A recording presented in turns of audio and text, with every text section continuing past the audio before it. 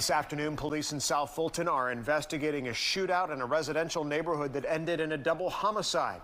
Good evening. Thank you so much for joining us tonight for Fox 5 News at 6. I'm Tom Haynes. I'm Christine Spiro. Police say one man died at the scene and the other died at the hospital.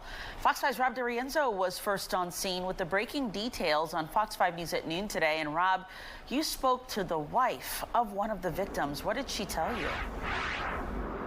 Yeah, that's exactly right, guys. She actually stopped by to share her side of the story about what she experienced early this morning.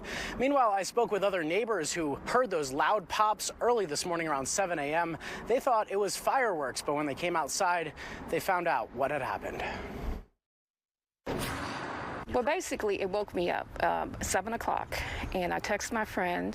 That text was about the nerve of someone to set off fireworks so early Monday morning in the Falls at Cascade Palms neighborhood. She came outside and she said, "There's a body on the sidewalk." And I was like, what? This neighbor, who didn't want us to put her face on TV, soon found out the severity of what happened steps away from where she was fast asleep. So I got up and I was like, that wasn't fireworks, that was gunfire.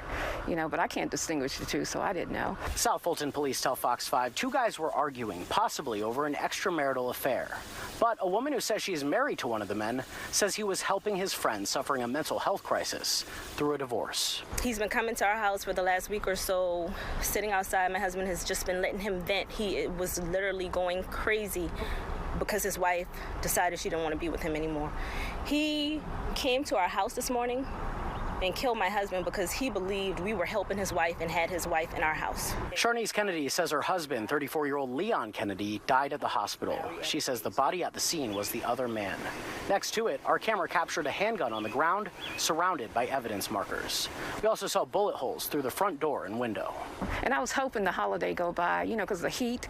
And I was telling a friend, I hope it's peaceful, nobody don't get, I actually said that. I hope nobody gets hurt, killed, or anything. And it happened right next door. And Kennedy says at the time of the shooting, all three of her kids were inside the house. The youngest just 2 years old, the oldest 7 years old. None of them were physically harmed, but as you can imagine, this is going to take some processing and some healing for them. Now, we reached out to South Fulton Police for an update on the investigation. We're still waiting on word back. That's the latest from here live in South Fulton. Rob DeRienzo, Fox 5 News. Just so unsettling for that community. Rob, thanks.